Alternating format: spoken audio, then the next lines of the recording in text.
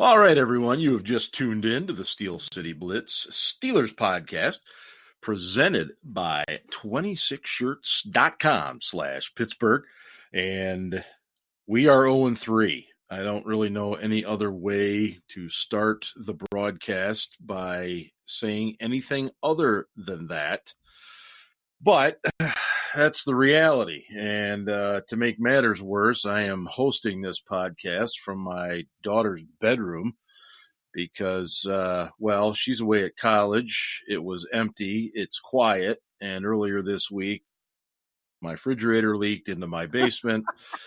And the fortress of Steelertude is, let's just say that it's in need of massive repairs right now. I am very, very excited to tell everyone that nobody was hurt, number one.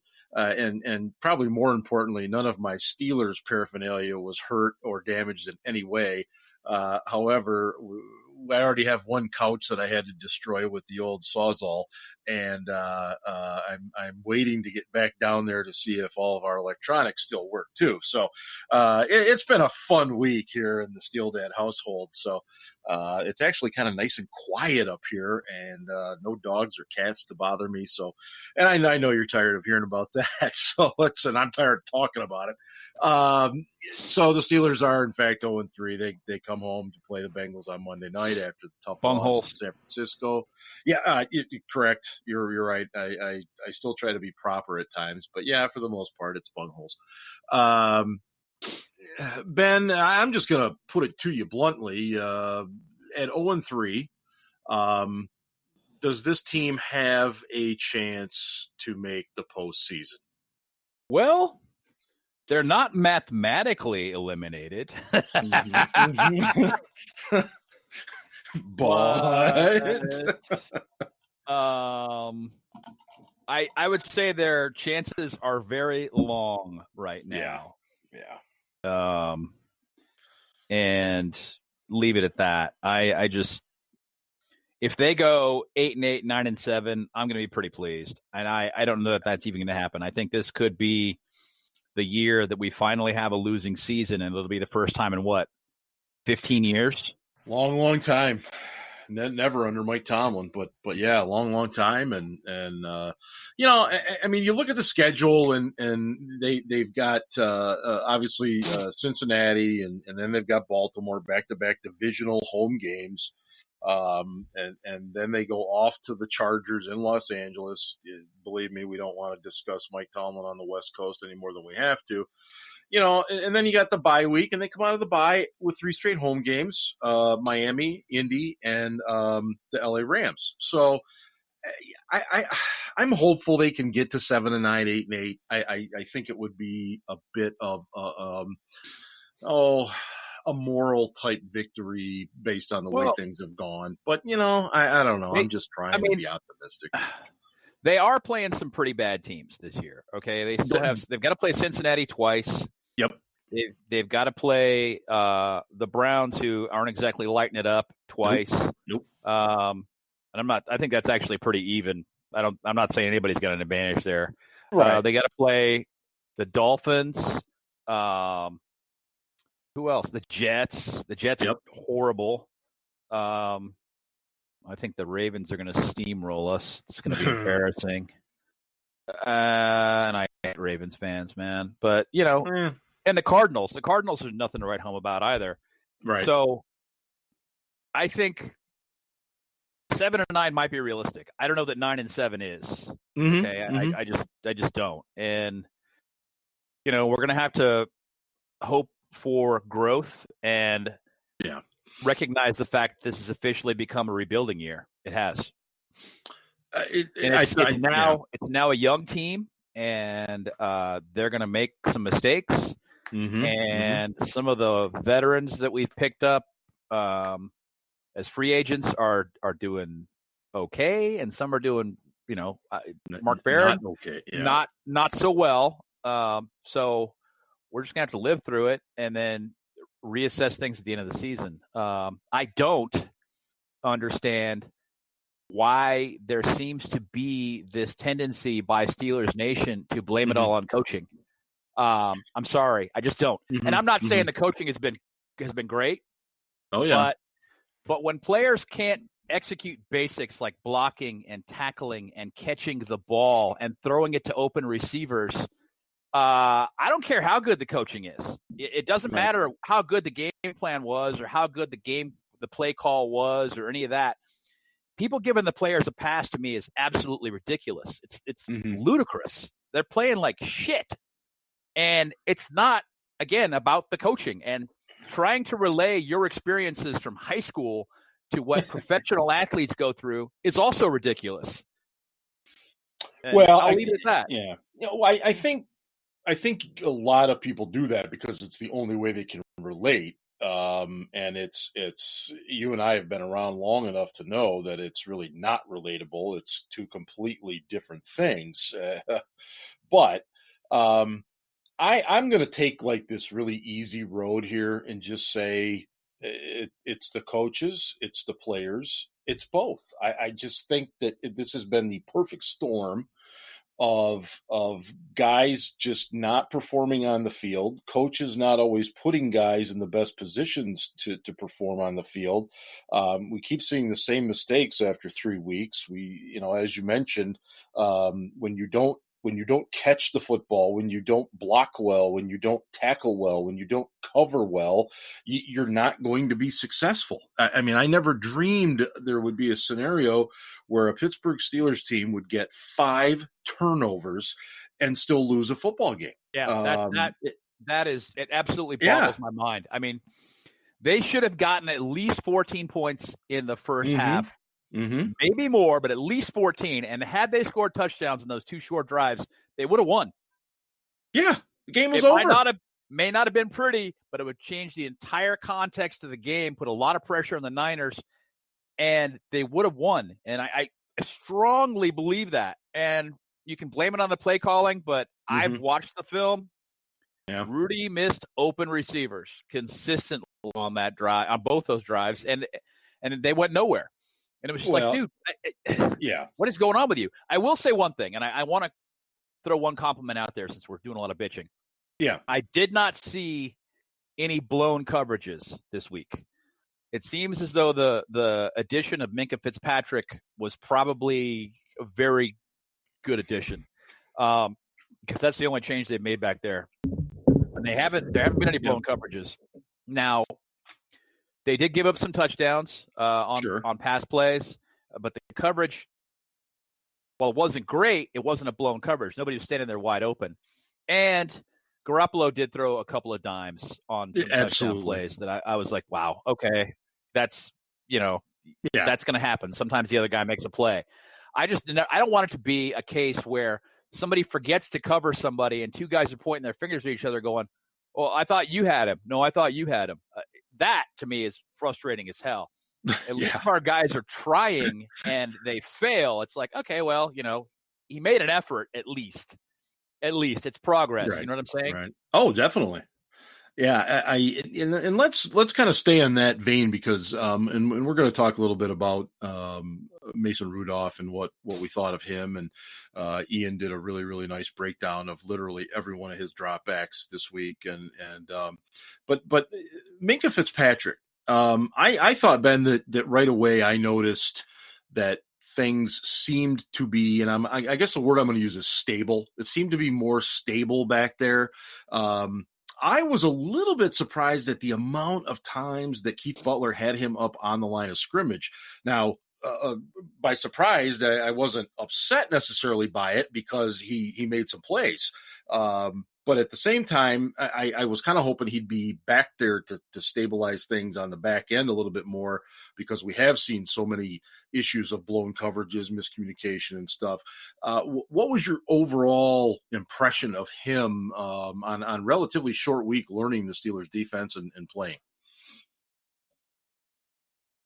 Well, I think Tomlin talked about that in his presser, and he just basically said, look, you tell the player what he needs to know, but you don't give him the in-depth behind why what he needs to know because you've got a very short week in which to prepare him.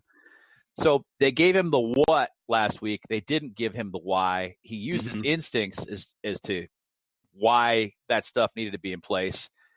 And he obviously was a very stabilizing force. I agree with you. But it's also obvious to me that he's calling the coverages. He's, regardless of whether or not he's at the line or he's back deep as, single deep, he's calling the coverages and he's yelling things out to the guys.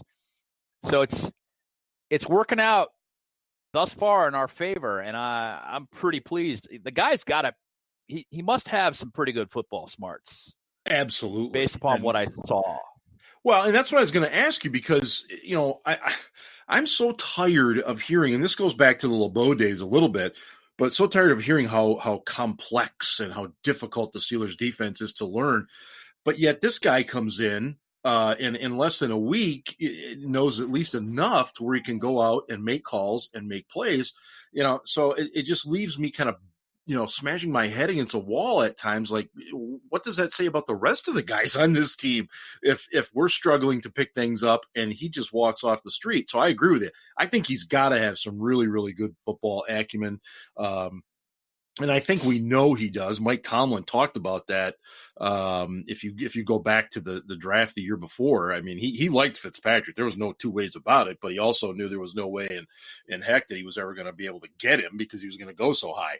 So I think it was a great start for him. I mean, anytime you not only get a pick, create another turnover, which is what this defense desperately needed. I think it's a very promising start for him, and now we just hope that it kind of picks up from there. If we stay on the defense for a minute and get away from something that's positive, unfortunately, what's going on with Mark Barron? I mean, wasn't he brought here because he could cover? I mean, he couldn't cover a fullback on Sunday. Well, okay. But Juszczyk is actually a very good receiver. He is. I mean, it's not like a 1970s fullback. I understand that. He's not. He's actually a very good receiver, and that's why the Niners signed him. Definitely. But, yeah, no, he was brought in because he could cover. He could play strong safety. And they had him lose weight to get quicker. I don't know. He just doesn't look good in coverage. And he's also getting shaken and missing tackles as a result when ball carriers are coming at him or he's got an angle. And it's not like he's taking bad angles. He's just – there's a little tiny juke, and he can't quite stop and get to where he needs to be to make the tackle. And this has been a consistent issue. It's been a theme since the preseason. And I just hoped he'd work it out. I was like, okay, well, he'll work this out. He'll take different angles, and he'll get to where he needs to be, and he'll adjust. He's a smart guy too. But it just hasn't happened yet. I don't know. What I can tell you is if he keeps playing like this, he won't be a Pittsburgh Steeler next year. He'll be gone. So they're going to need another linebacker because Vince, I mean, and the story with Vince over and over and over again has been, they keep trying to replace him and they can't. True. And it's the same thing again this year. Mark Barron's just not that guy. I don't know. They finally have their buck linebacker, which is awesome. I love the fact that Bush is in there. Also, feel pretty strongly that Fitzpatrick's going to be there for a long time. There's no way they're going to let that guy leave. They're going to sign him to an extension after his third year in Pittsburgh. Yep. He looks fantastic, and as long as we're on the subject of Fitzpatrick, real quickly, the Steelers had him. I found out about this after the trade. I knew they had a very high grade on him in 2018 coming into the draft, but they rated him as the number one DB in the 2018 class. And part of it was the fact that he can play corner or safety. They also had him number 5 overall on their big board. And they didn't have Bush that high this year when they drafted him. So, that's not to say they didn't have a higher grade on Bush than they had on Fitzpatrick or comparable grade. I don't know what the actual grade was. But as far as the board goes, he was number 5. And they viewed the opportunity to trade for him in what essentially was just giving up a first-round draft pick because they got draft choices back. Right. In fact, the additional draft choices they traded for him were both conditional. I don't know what the conditions are, but I'm going to guess and say, based upon Fitzpatrick's performance so far, he's going to meet the conditions, and we're giving up those extra draft picks. But we're getting additional draft picks back, so we're not really losing total number of draft picks. As well, the Steelers didn't have to sign him to a $10 million plus signing bonus. We covered this last week. Yeah. And they're getting him inexpensively, plus an option for another year, the 5th-year option. So it was just a no-brainer for them. And I really, looking at this guy after a week, he and Bush are going to be there for a long time, and I'm looking forward to this. This is going to be awesome. I am too, and I think, I always try to catch my breath, slow down with these types of trades and everything. I don't want to get too high. I don't want to get too low, but there's no way that you don't make this deal if you're Kevin Colbert. I mean, as you said, you're getting a proven player, a guy that you had highly rated just the year before. You're getting him on an absolutely wonderful deal, and it's totally fine with me, and I'm great with it. Based on what I saw last week, I'm even more great with it. Just kind of the segue to, the other trade this week, of course, was that the Steelers made a move to get some tight end help, which, if you are a regular listener to this podcast, you will know that we've been screaming about this since probably March. I got to control my blood pressure. Thank you. And they finally addressed it. And, Ben, why weren't you crazy about this? Because I think we've taken a lot of slings and arrows for not supporting the Steelers, as they say, in this trade. What didn't you like about it? Oh, I've seen it. Believe me, man. I've seen it. It's a 5th-round draft pick. We look at all of our 5th-round draft picks that have not panned out. To me, Richard Sherman was a 5th-round draft pick, and he really sucks too. Exactly. But it wasn't just that it was a 5th. It's the Jags 5th that they gave up, and it's probably going to be a high 5th, a high to mid 5th, which is basically a 4th. So what I didn't like about it was, one, it's desperate. I mean, they didn't make a move until they had to. They watched Gentry, they watched Grimble all the way through minicamp and training camp and did nothing. They could have tried to make this move in late August and probably gotten him for less, a 6 or a 7. When the Seahawks realized that the Steelers were desperate, they hammered them. They were like, yeah, well, it's going to cost you that 5 if that's what you want to do. I mean, this guy isn't a good fit for us, but, we were trying to shop him around in August, September, and we couldn't, it's September now, but early September, and we couldn't find a suitor. And now, it's going to cost more because the price has gone up. That bothers me as well. The thing that really bothers me about this is they gave up a draft pick for what may end up being a 13-game rent-a-player. Yep. He's going to want a big raise next year. And if you look at his career arc, he's got comparable stats, comparable production to Jesse James, and he's a better blocker. Yeah. Okay? He's got comparable stats to Jesse James. He's a better blocker. And Jesse James just got a 4-year deal at $5.6 million per year. It's not out of the realm of possibility that next year Vanette is making more than Vance McDonald makes now if he gets to the open market. And if he does get to the open market, there's also a very good chance that the Steelers don't even have an opportunity to sign him, that he just says, well, it's just, not going to work out here. I can be a starter there, and I can make $6 million a year. Why would I stay in Pittsburgh? So, you're right. And it may work out just fine. I mean, maybe he doesn't prove out to be that dominant a player, and he's just a backup, just a Matt Spaeth type. But based upon what we've seen from him thus far over his career, that's not going to be the case. No. And the draft choice is gone. I just think they should have done something a lot sooner. And I also think they really should not have drafted Gentry. Gentry is not a good player. He should have been an undrafted free agent, and they took him in the 5th round.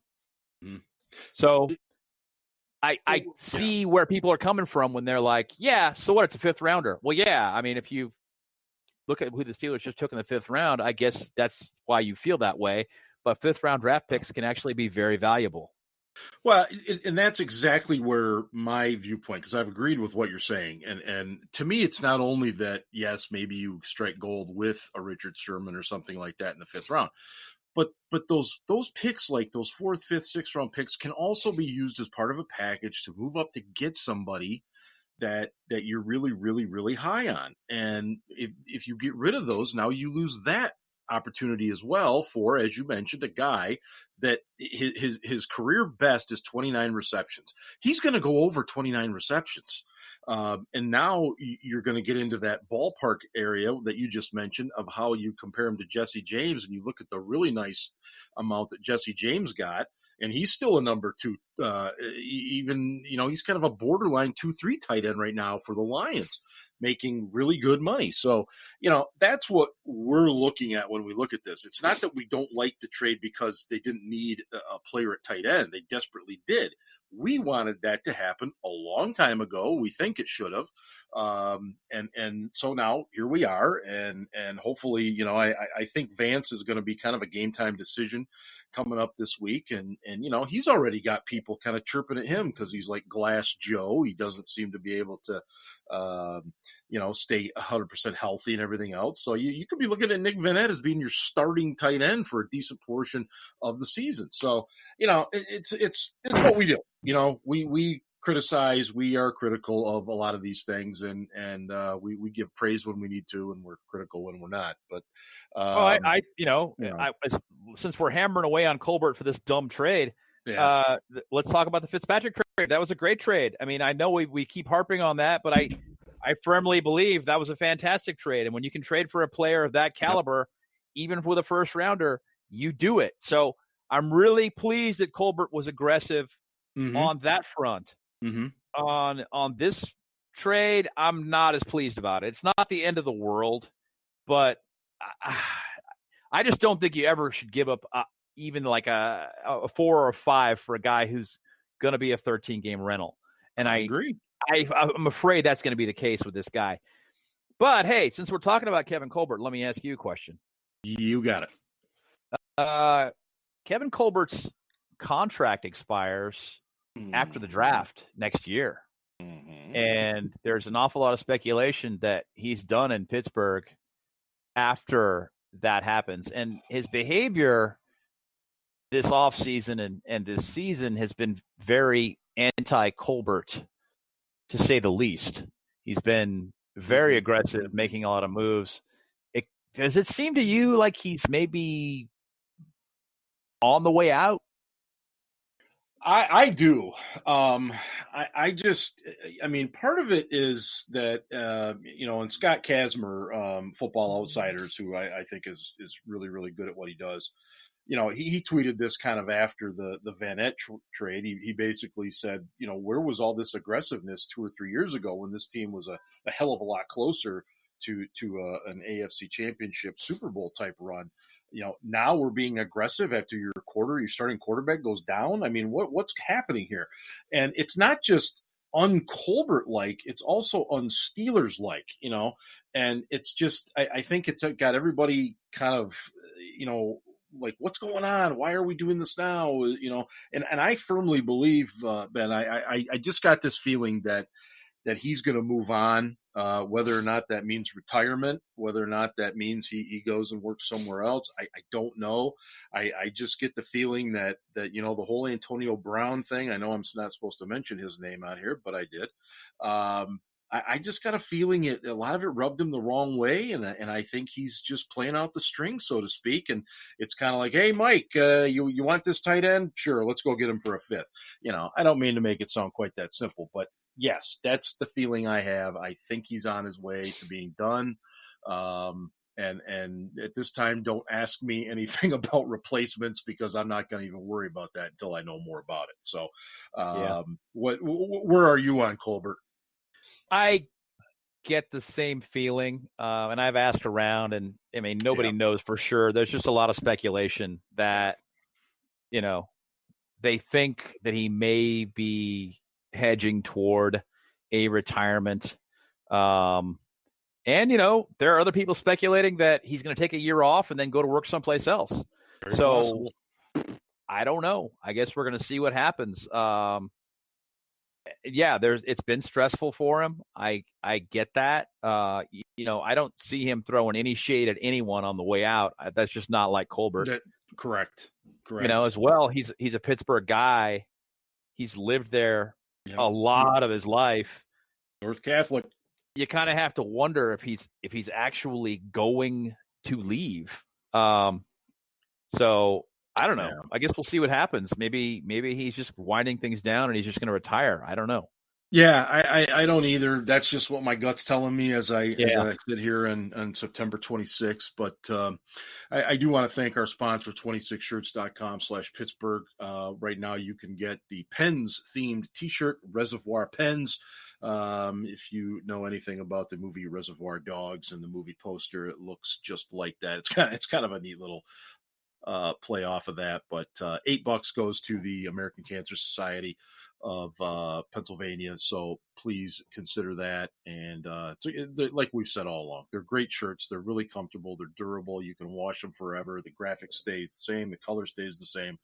And it's just great. And Dell and the guys there at 26 do a terrific job. And I know Dell, speaking of him, is absolutely thrilled right now. His Bills are 3-0. Bills Mafia is going absolutely insane. They've got the Patriots coming in this weekend, so it's just crazier than ever up there. But Ben, let's spin it over to Mason Rudolph. What did you like? What didn't you like? I mean, we have to keep in mind this is this guy's first career start, and all these other things. And I have to keep that in mind? Well, you probably should. The problem I'm not going is, to. I'm not. Well, I'm basically going to say, okay, I'm going to evaluate him the same way I do Ben. This is what he was supposed to do on this play, and this is what he actually did. And I'm not cutting him a pass because he's a young player. Well, no, sorry. Let me explain this. Let me just finish and I'll jump right back to you.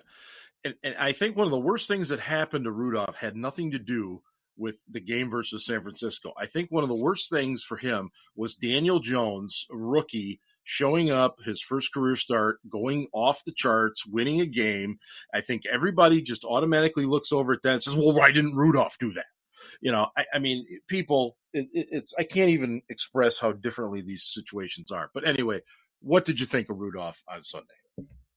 Well, again, what I was saying is this. When you're going to evaluate a player, his performance, you try to do so objectively. And the way you go about that is you say, okay, here's what he did well, and here's what he did poorly, and here's where he can improve, and here's where his strengths seem to lie. And you leave it at that. You don't consider his age or his experience level. You can do that later when you're being sentimental. Yep. When you're looking at what he did and didn't do, you don't say, well, I'll just give him a pass on this because, he's young. Mm-hmm. No, and Ben misses open players, and Definitely. when he misses open receivers, we criticize him for it. He misses open receiver. What the hell's going on with Ben? And he did, especially in the Patriots game. Guys were getting open. Ben just wasn't hitting them. And, and then he takes Wednesdays off on practice, and we criticize him for that too. I mean, that is a big part of the drama that played out between Ben and he who shall not be named. Yes, it was a huge part of it. The wide receiver in question physically works his ass off. He wasn't a big film junkie.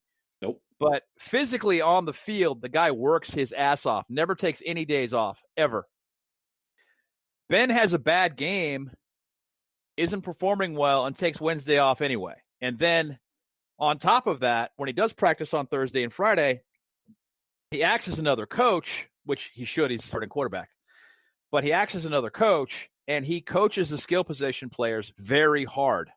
Yeah. And that's after taking a day off the day before and not playing well the previous Sunday.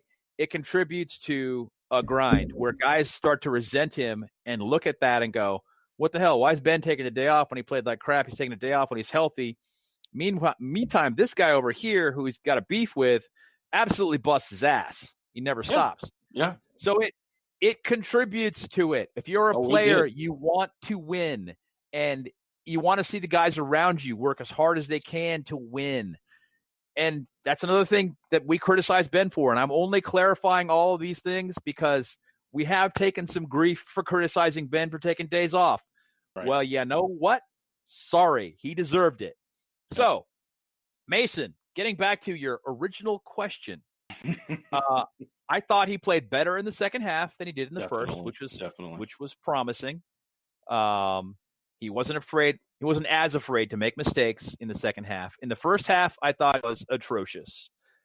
He locked in on his receivers. Yep. And when the first option wasn't there, he went right to the check down. He was captain check down the entire first half. That's why they didn't score any points. He looked like Alex Smith out there, only worse. He was not accurate. He kept floating the ball over the receivers' heads, behind them, in front of them. The line did not play very well. They did him no favors. You do have to take that into consideration when you're evaluating a quarterback. I think that's only fair. But Mason didn't get it done, and he's got to be better. And I'm not saying he can't be. He seems like he's a smart guy. Yep. He's got command of the offense. He's got command of the huddle. I think he's going to be okay, but he's got some things he needs to get past right now. That's all. How much of his performance would have changed had they been able to run the ball even moderately on Sunday, or how much does his performance change if maybe on the first or second series? I know the first series they had the turnover, but if they find a way to let him go deep, which he seems to like to do, does anything change what happens for him in that first half, or was it just going to be kind of a nervous check down type performance in the first half? Well, what they needed to do was go deep. They needed to throw over the box because what the Niners were doing was leaving 8 guys in the box and daring them to throw it over their heads, and he never did. And what you can do in that situation is you can run 4 vertical routes, and the first guy he finds open, he can fling the ball, but he's going to take a hit when you do that. And they were trying to protect him, and so they never did it. Is my guess. But that's what would have kind of loosened things up and made the defense play a little more honest. They decided early on that they were going to stop the run. They left 8 guys in there. They ran a lot of run blitzes, which that can be effective on pass plays as well. Sure. They never ever bought the play action the Steelers were trying to sell. And the Steelers ran play action practically the whole game. And the Niners were like, yeah, whatever. Yeah. And why shouldn't they? We're just going to keep doing what we're doing. And, if you don't like it, you don't like it. Not sweating it. And,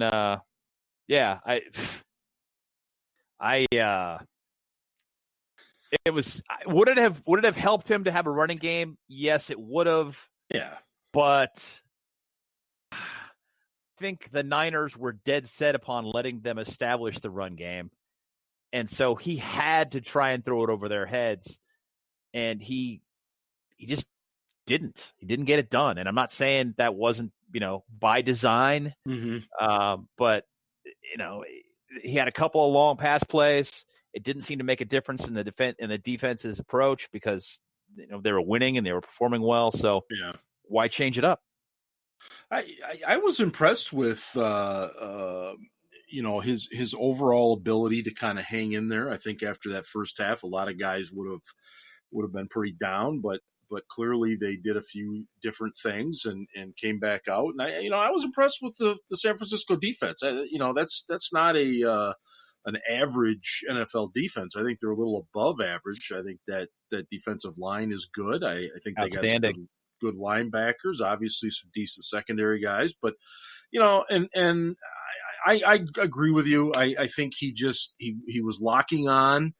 When I was watching him on the tape on Wednesday, to me it was like one drop back he would lock, and then the next drop back he would go through his progression so fast that he wasn't giving guys even a chance to get open. And that's really easy for me to say as I sit here at a desk and don't have 300-pound linemen steaming down my path, but that's where he's going to have to adjust to that. He's going to have to learn, that he's got to be able to get through his progressions. He's got to be patient.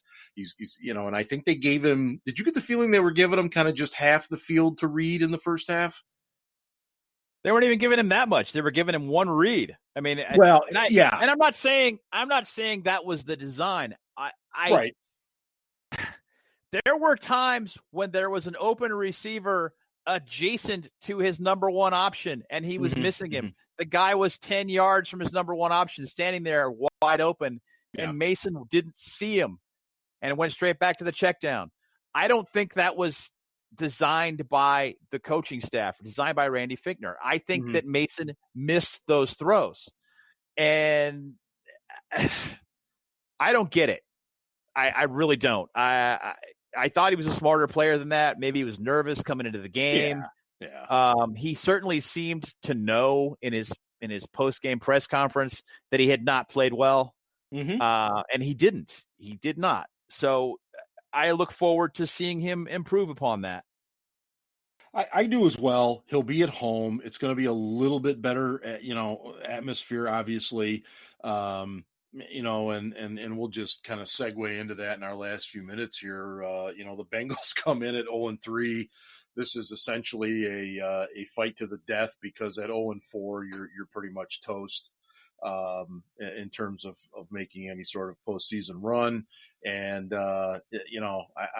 I expect him to play better. I expect there to be a few changes. I expect there to be more emphasis this week in practice on trying to create more running room. I'm sure that the Vanette will get as up to speed as he possibly can. And, I'm really curious to see what they're going to do with the receivers. Moncrief obviously has kind of placed himself in the doghouse with all of his drops. But at the same time, I thought Deontay Johnson showed some flashes last week. James Washington still not quite what we expected, I don't think, but I'm trying to be patient there.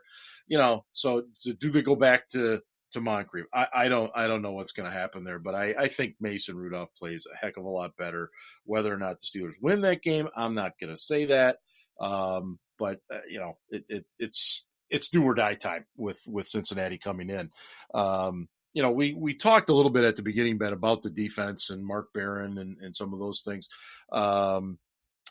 What is going on? I mean, I think Fitzpatrick's, like I said, stabilized things a little bit, but this defense just cannot. It doesn't have the depth to be on the field as long as they've been on the field. And again, a lot of that's the offense's fault for not sustaining drives. But even that said, there are still some deficiencies. What are you seeing on this defense that is just making you pull your hair out?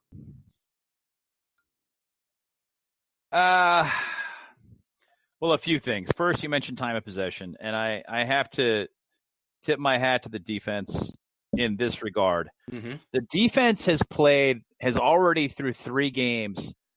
They're already at a deficit of 30 minutes to the offense. Okay. Yeah. So they've played 30 more minutes, a whole game worth of snaps, more than the offense has played so far in 3 games. If this continues throughout the rest of the season, we're going to have a whole bunch of guys that are walking wounded on that unit, because you can't stress your body that much every week and expect to be able to stay healthy. So there's that. The other part of it is, and this is huge, the Steelers are biting on play action every single time, especially Devin Bush and Mark Barron. And they are coming up and they are filling holes faster than they should be. Well, I'll just leave it at that. Bush has actually got decent makeup speed. He can pull back out of that and get back out into the flat if he needs to. Barron can't. Barron's going to have to be a little bit more cautious about biting on play action and on run plays in general, which when you're a linebacker is counterintuitive. I mean, you want to crash down on those things, but when the Steelers see play action, they're crashing 7 and 8 guys down the line, and quarterbacks are just thrown over the middle of the field because it's wide open. And that can't be the case. They've got to, if they're gonna play action that hard, then they got to start playing man or bump on every single play because they're getting killed. You can't crash down that hard on play action and then play zones behind it because all you're doing is tackling the catch. Right. Unless you're Terrell Edmonds and then you miss the tackle on the catch and then the guy gets another 20 yards. But I digress. Yeah. Those are the things that are driving me nuts right now. Edmonds has not been good in coverage either. He hasn't been horrible, but he hasn't been good. He's been better than last year. I'll give him that. Definitely. And he's missed some tackles. He still has that incredible speed, man. Yeah. He's got this burst when he's got the ball in his hands that makes you hope he gets another pick or a fumble or something. Right.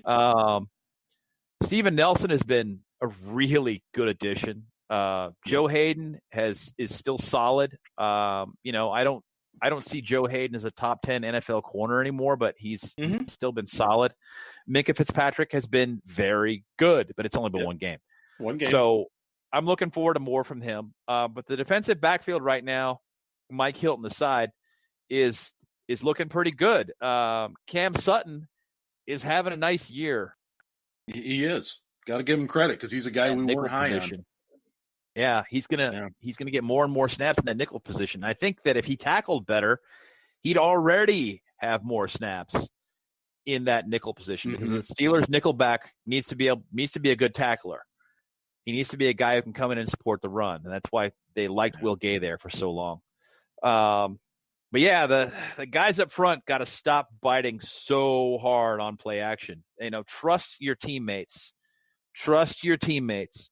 If you can't stop the run with 5 guys, these guys they're gonna kill you all season with the same thing over and over and over again. They're just gonna keep throwing over the middle, up easy yards, boom, boom, boom, run the ball, move the ball down the field and short passes, and this guy gets a lot of yak after the fact. And then we've seen it 3 games in a row now. Well, we have, and it's been a broken record, whatever you want to call it. It has been with the short throws over the middle, followed by the runs, followed by a shot deep, that type of stuff, and especially off play action. But as we wrap things up here, I think they're going to find a way to get it done this weekend or on Monday night, I should say. I don't expect it to be pretty, but Andy Dalton usually is good for giving us a couple, so I'm going to hope it stays that way. But anyway, thanks again. Make sure you check out the site, everybody, steelcityblitz.com, and on Twitter at SCBlitz.